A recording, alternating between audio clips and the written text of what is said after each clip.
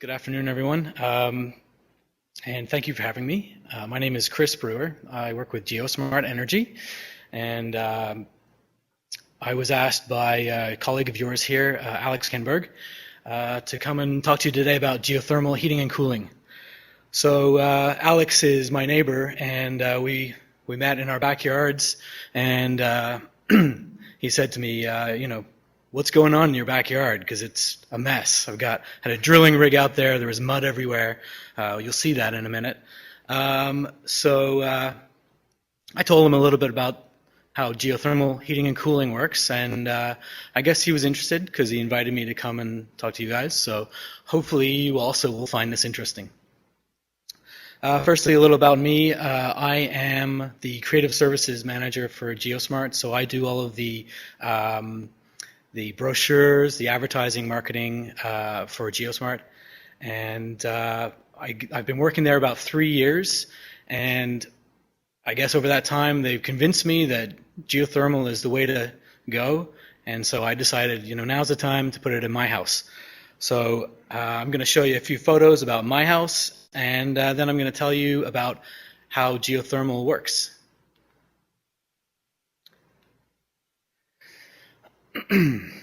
So my house, it's pretty typical. It's a 2,000 square foot house, and I've got 12 holes drilled, each of those going down 80 feet, and I'm going to be putting in a 4-ton heat pump, and I don't have time to show you the video, but if you wanted to see it, it's on YouTube. I think you guys know about that. So anyway, let me show you a little bit about what's going on at my house right now. So here we have some pipe being laid out. This is high density polyethylene pipe. This is proprietary for GeoSmart. We had pipe specifically, a specific compound made up for geothermal that resists cracking over time and has a high heat transfer properties. So they're just laying it out here, getting ready to do the drilling. And then once, before they put it down the holes, they actually have to take two pieces and put a U-bend on the end. So they use what's called fusion. They have an iron, basically they heat up the two ends and melt them together. It basically has a really, really strong bond. It's better than doing, copper with soldering.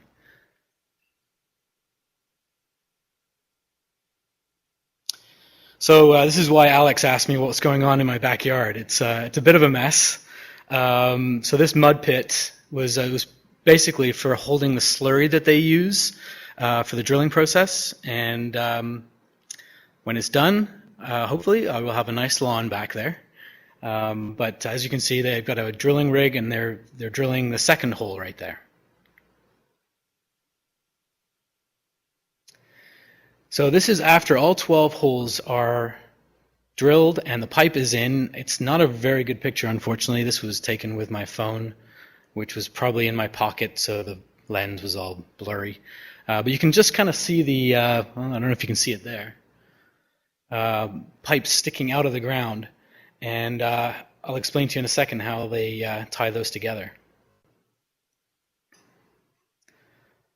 So this picture was actually taken this morning. After the holes have been drilled, the pipe's been inserted, they actually have to come back with a backhoe and dig down 5 feet, and then they're going to connect the ends of all those pipes together.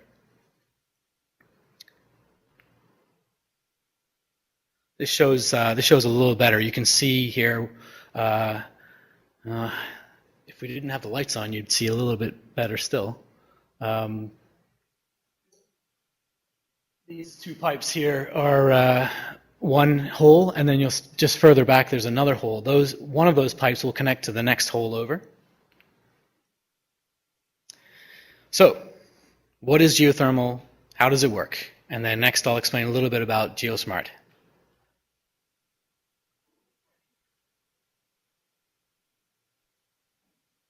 Better. Thank you. So, firstly, 46% of the energy created from the sun is actually stored in the earth. The rest of it is bounced off the clouds, the atmosphere, etc., the smog. So thanks to this renewable energy from the sun, the temperature 5 to 6 feet under the ground remains relatively constant year-round, and that is about 10 degrees Celsius or 50 Fahrenheit, somewhere in around there. And that varies a little bit from place to place, but it's pretty consistent. So and when it's warmer outside, so the ground is warmer than the outside air in the winter and cooler outside air in the summer, which I don't know if you can see that graphic, enlarge that a bit. That's the basic principle. So this really stable temperature beneath your feet can be harnessed using a ground loop system and a heat pump to provide free and renewable source of energy year-round to provide 100% heating, 100% cooling, and partial domestic hot water production. So you can see here, this would be a horizontal loop, and the circle bit is the heat pump in your house.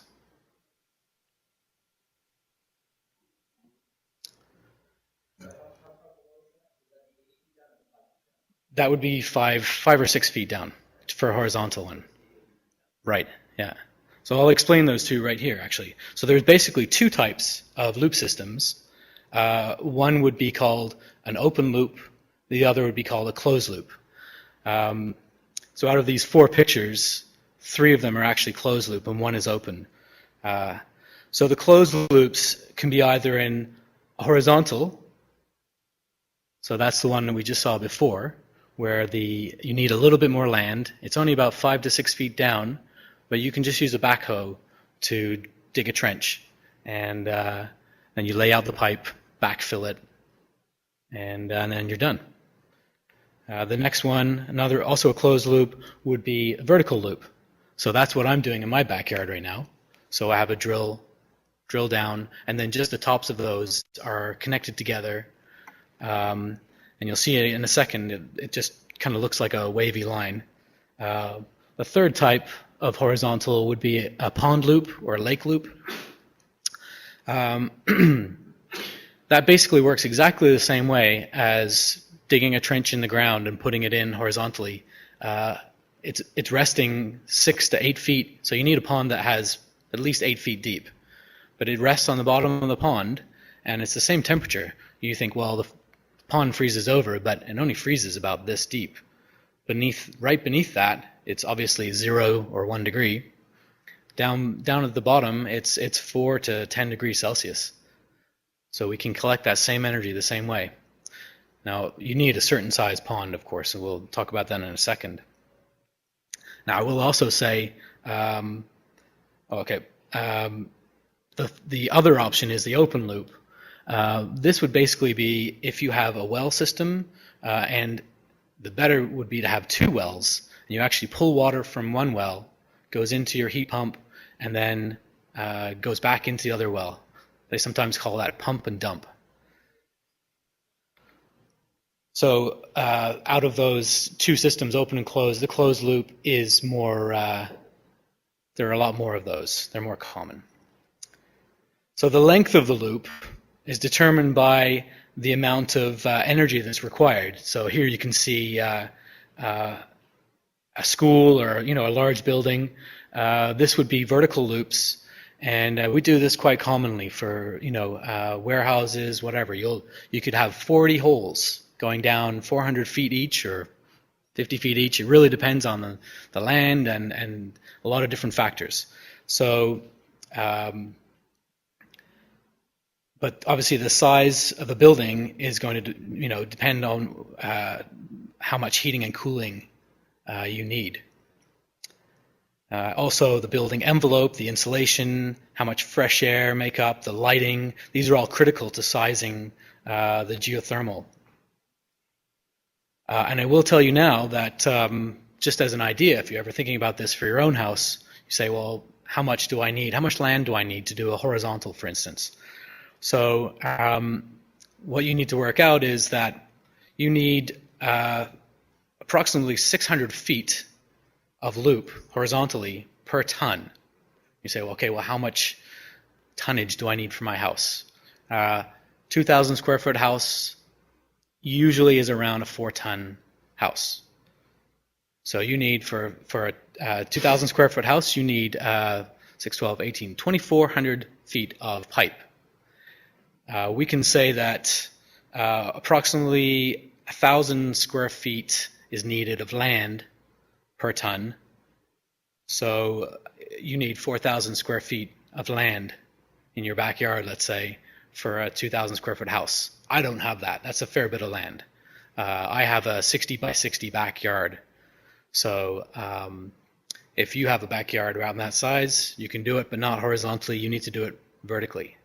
Now, because the temperature goes 1 degree warmer for every 100 feet or something like that that you go down, you don't need quite as much pipe length if you're going vertically. So for a vertical system, instead of 600 feet per ton, you only need to go 180 feet per ton. So therefore, with my house, I have 12 holes that are 80 feet deep each. And you're going to say, well, hang on a second, 12 times 80, that math doesn't work out here. And that's because when you're doing these loops, they actually have to have, they're in series and parallel, so you need to have 4 parallel loops going up and down. And of course, 10 times 80 doesn't work. So I've got 4 each 3 loops down. Anyway, that's getting too complicated maybe. Here's a diagram maybe of the heat pump inside the house. Basically in the winter, the heat pump extracts the energy from the geothermal loop and transfers it into the house using either forced air or hydronics. Hydronics would be in-floor heating. So the Earth continues to deliver that energy for free back into the loop throughout the heating season, ensuring that you have, you've got a renewable source of energy available on demand, and that's basically because of the sun heating up the ground. In the summer, you reverse that process. Now, this diagram, I don't know if you can see that or not, but it maybe gets a little complicated. Basically, you've got a heat exchange happening in the ground, and you've got another heat exchange happening in the heat pump using a refrigerant, just like in your refrigerator. Now, if I want to make, when I'm talking to people and I try and explain this in layman's terms, I say, okay, heat pump is just like your fridge. On the back of your fridge, you have those pipes. You've seen them. You just pull when you're moving your fridge to clean all the dust bunnies behind there. You see these pipes on the back, and they're warm. So the refrigerant is pulling the heat out of your food and dispersing that heat through those pipes. We're doing exactly the same thing, but those pipes are in the ground. So that's, in the summertime, we're sucking the heat out of your house, putting it into the ground. Then in the wintertime, we just reverse that, pull the heat out of the ground, back into your house.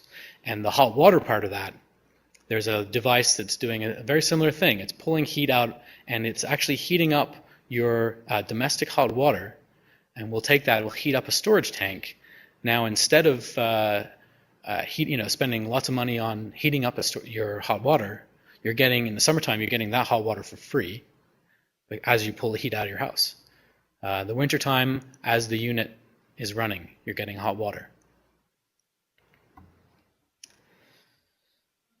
So typically, each kilowatt of electricity used to operate a GeoSmart geothermal heat pump system draws close to 4 kilowatts of free renewable energy from the ground. A geothermal heat pump can actually produce more energy than it uses. Therefore, GeoSmart efficiencies routinely average between 400 to 500% over a winter season. So when you're looking at a gas furnace and it says 98% efficiency, and you're like, oh, that's pretty good. With geothermal, you're getting up to 500%.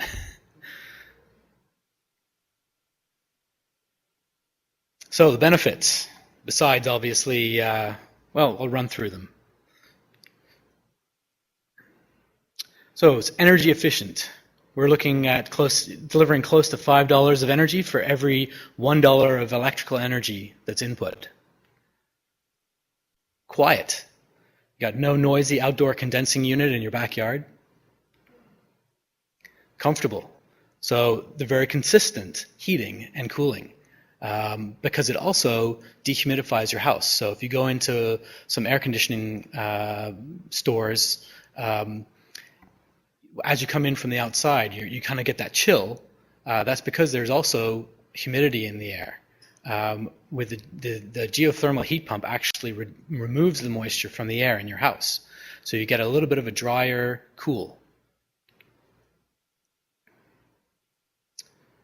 And we'll say they're reliable. The best components that we use in our units. We're not just putting in the cheapest systems we can. We want these systems to last. So the ground loops, for instance, says 55-year plus warranty. We like to say they have a lifetime warranty, and we'll also tell you that lifetime warranty, like, they're going to last for hundreds of years, as long as, of course, you don't have an earthquake that's going to rock your backyard or something. And eco-friendly. Now, we maybe don't push this enough. There's a lot of people out there right now that are really looking for eco-solutions for their houses. There's no chimney. There's no venting. When I go to put this in my house, my insurance guy, my contractor guy, they're like, okay, well, you're going to have to, fireproof this and that, and I'm like, why? There's no, fossil fuels coming into my house. All I have is electricity running this heat pump. No emissions, no harmful gas emissions.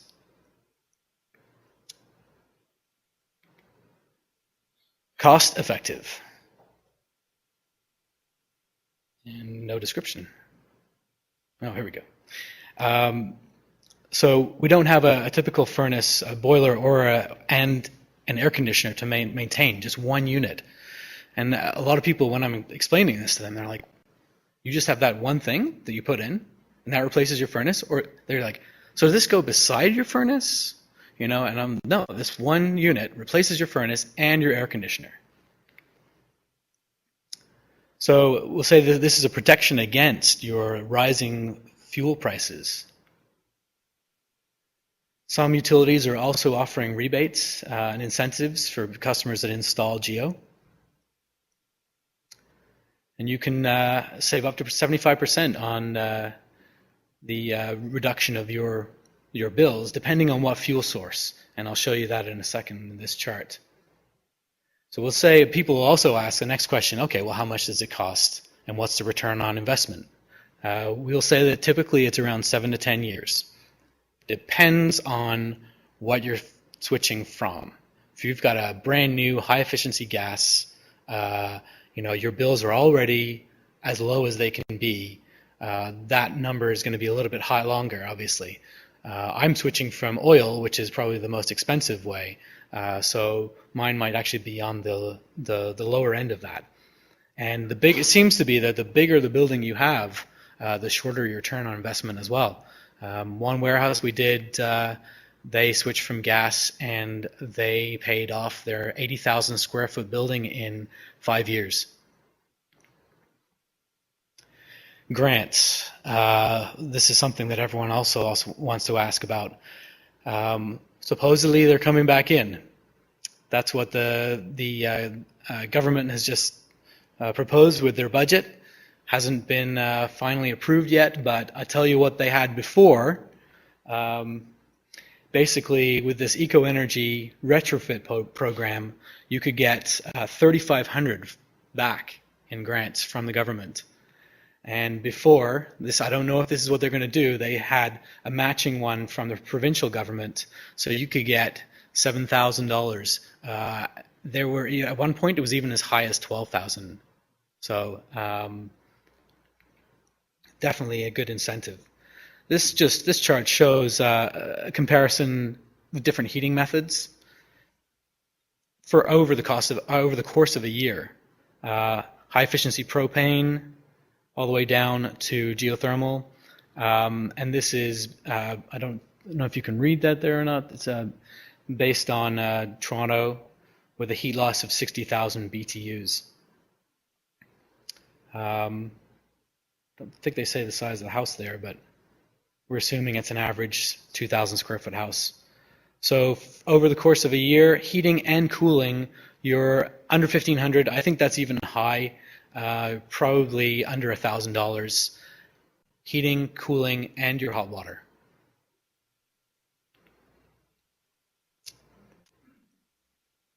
More benefits. The eco-friendly part, and I've mentioned this already, but we're conserving our natural resources, and therefore we're helping to control our climate through lowering emissions. A typical installation has emission offset equivalent to planting an acre of trees or taking 2 cars off the road. The refrigerant has no known ozone layer depletion as long as there's no leaks or anything, and that's very rare that there's any leaks. And the refrigerant is just in the heat pump. It's not in the ground. Of course, the underground loops, there's no external venting, no air pollution, and of course, very energy efficient, with the earth providing up to 80% of the energy required to heat and cool your building. All right, so who is using Geo? Within residential market, we're saying that now there's, I think it's closer to 85,000 systems that have been installed in Canada. Still a small percentage of the overall HVAC, heating and cooling industry, but growing. 25 to 35% of those are actually in Ontario, so we're definitely the big chunk. And the market, we'll say, is booming as the stakeholders, they're putting more marketing efforts into high energy costs and government support. The CGC, the Canadian Geothermal Coalition, claims that 150 to 200% geothermal market growth in 2008. Slowed down a little bit last year because the grants, they took them away, but are open again to pick up again this year. And the commercial market, as the energy is becoming the single largest business expense, and alternative energies, including geo, wind, and solar, now offering broader and more effective solutions. Also, the developers are, seeing the benefits in marketing green, especially with the LEED building certification, and by reducing the energy costs so that their occupants can see, less costs on their monthly bills. Here's a couple examples of some geo installs. The University of Ontario Institute of Technology in Oshawa. It's actually Canada's largest loop with 8 buildings, 2,000 tons. Pinewood Meadows in Bellwood, Ontario. Kimberley Cabins in Kimberley, BC. Challenger Motor Freight. New Minas High School. Redeemer Church in Ancaster. Manitoba Hydro. Elliott Lake Retirement Living. Guelph Hydro, it goes on and on. I'll tell you one that we did, actually the company that stores the floor for the Raptors, the hardwood floor, they are loving the Geo system. Most warehouses don't have air conditioning in the summertime. They barely have heating in the winter. So when they put in this Geo system, it allows them to control their environment so that they can store the wood floors for the Raptors, which is nice, obviously, because you don't want them warping or anything.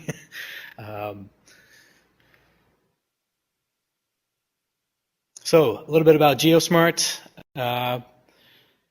We're a brand of geothermal heat pumps and systems that we distribute our ultra-efficient geothermal heat pump equipment and our green PE100 geothermal pipe, our geothermal accessories, and tools to a network of over 300 dealers across Canada and the United States. And we provide nationwide tech support, as well as our manufacturers and CGC-related training, all from our head office in Cambridge, Ontario. So there's our information, should you want to get in touch with us. Now I'm going to show you some pictures of some other geo installs, and then while they're going on, you can ask questions, and I will try and answer them.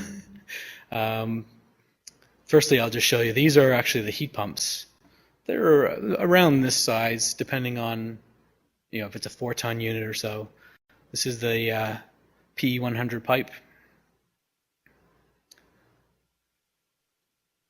I can just keep talking to the pictures unless someone has a question. Or so you got a question? Why is there more geothermal installations? Good question. Especially since presumably it's cheaper. With new build, well, so one thing, the retrofit grants that were just for older buildings that, taking out those fossil fuels, old low efficiency heating systems. But they didn't have any grants for installing new. And of course, developers, they want to do the building for as cheap as they can to get as big a margin on the sale as possible. Now, if they have to spend more money to put in a geosystem, their margin is going to come down. So there are more and more companies that are seeing, as more and more people are realizing the benefits of geo, especially the long-term benefits, because it is more expensive to put it in up front. But the long-term benefits are there, and so developers are starting to see that. Here you see a lake loop being installed. It's probably the installation cost. The drilling is like for me was very expensive, but it's probably somewhere in about half and half installation costs versus the equipment cost. Makes sense for houses potentially nearby to work together to reduce the cost. Yes, it would. It's a little, and it does. There's actually some communities that have done that already in Canada, in BC.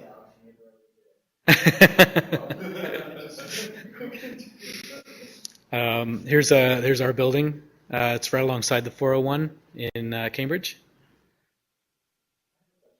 Yeah. So the last house I lived at, I'm going to now, we had a heat pump. And when I went by the house, the home inspector said, when this heat pump is dead, just put in a normal gas furnace. It would be cost prohibitive to replace it. Do you comment on that? Is that realistic? I think a lot of inspectors don't understand heat pumps. They're still, just like the public, they're still learning. I just priced out, when I said I'm just putting it in my house, I priced out a high efficiency gas furnace, and it cost $10,000. Now that's probably the upper end of a gas furnace, but a geo unit is going to cost you exactly the same. So if you already have the loop right there and it's working fine, I don't see why you would put in a gas furnace.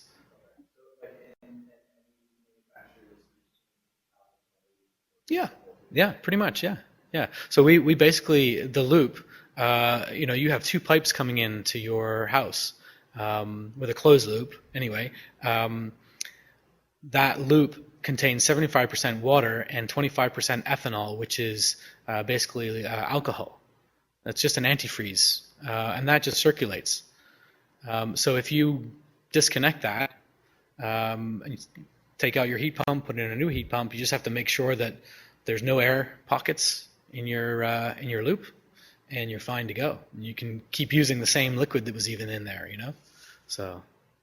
That was my other question. I know I've got a different concern. You've got, I've got in the country, and my entire backyard is.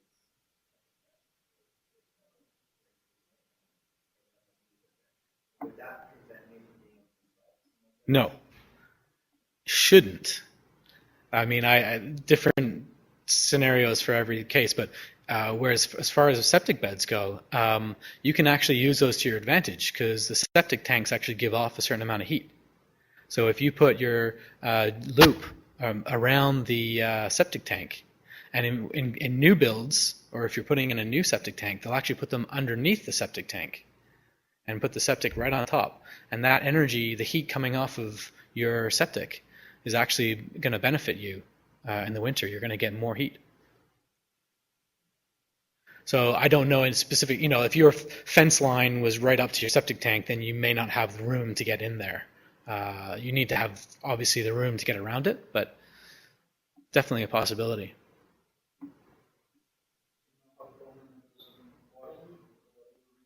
How what? How common geo is in this region? No, I don't have that stat, sorry. I will tell you that we have an unusually high number of geothermal heating and cooling contractors in this area, and that may have something to do with the fact that our office is based here, so we're constantly looking for new dealers to sell our products. And our competition is also not too far from here as well. So we are the largest distributor of heat pumps in Canada, but there are a number of other ones that are also, Canada-wide as well. Yes. In a world where every home has geothermal, is the impact on ground temperature going to be noticeable? No, is the impact of a worldwide geothermal going to have impact on the ground temperatures? No, because as you're pulling that heat out of the ground, it's constantly being renewed by the sun. You couldn't take enough heat out of the ground to change that temperature completely. Some scientists have argued about that and said, "Oh, this is bad for the environment. You're taking more heat or putting more heat into the ground. You're changing the ground temperature completely." But it averages out, So because it's we're getting that energy from the sun constantly. The sun is changing the temperature of the ground more than you ever can with your own house. The heat from your house.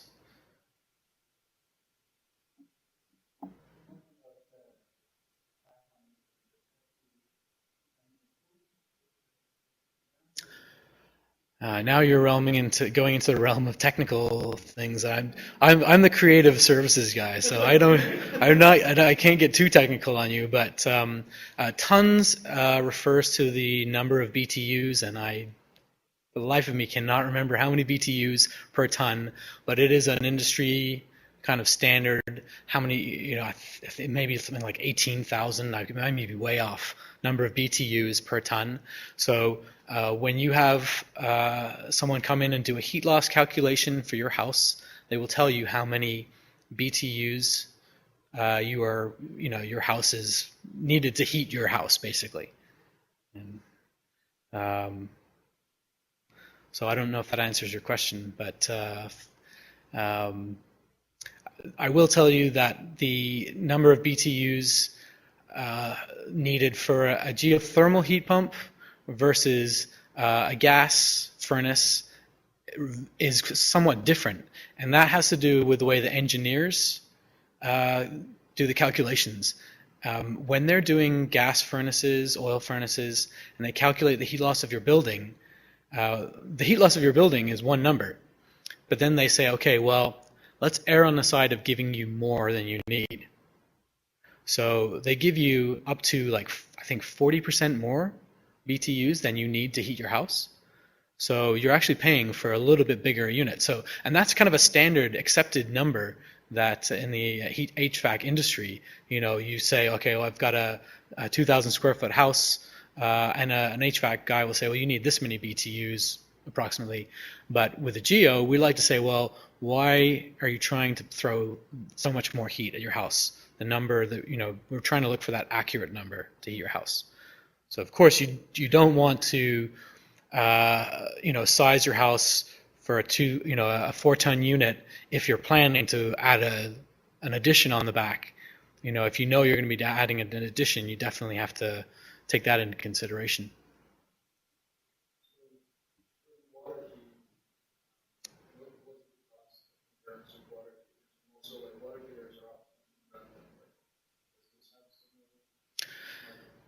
You can so what I'm doing in my house is I'll have one standard water heater, and that could be rented or I could buy it.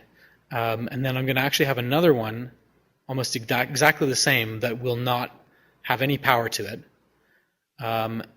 So basically, the hot water that's coming out of the geothermal unit will go to the storage tank and will sit there until your hot water tank is ready to call for water. So instead of water coming from the cold, 5 degrees cold water tap mains, it's coming from the hot water tank, and that's going to be hot. I think they were saying it was like 100 degrees Fahrenheit. What is that in Celsius? I don't even. Like 40 or 50 Celsius. So it's hot enough, definitely. So you're reducing your hot water. It all depends, of course, on how much you use your hot water. But you're definitely going to see a reduction in the price of the hot water.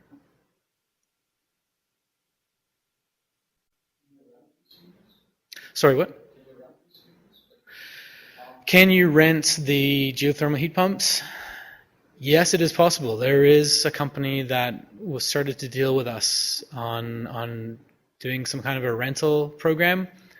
I haven't heard of anyone actually doing it yet, but I thought it was a great idea because I mean, if you they were basically going to come in, do all the work, and you just pay the monthly bill. If you're not planning to stay in that house for a long period of time, that's a great option. But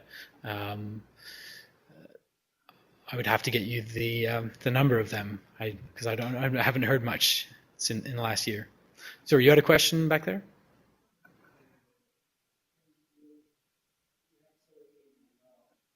Solar heating as well?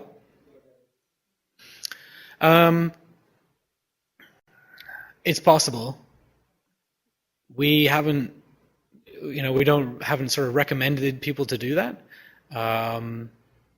But I think some people have sort of tried to hook in solar heating as with the geo. We'd like to tell you that you're probably going to waste a little more money than you need to, and the geo system on its own is going to be have a far better payback than putting in the solar as well. Because when are you getting the most heat from your solar? In the summertime. You don't need to heat your house with in the summertime. So and it's not, the solar heating is not as efficient in the wintertime, obviously, especially in this part of the country at least. So.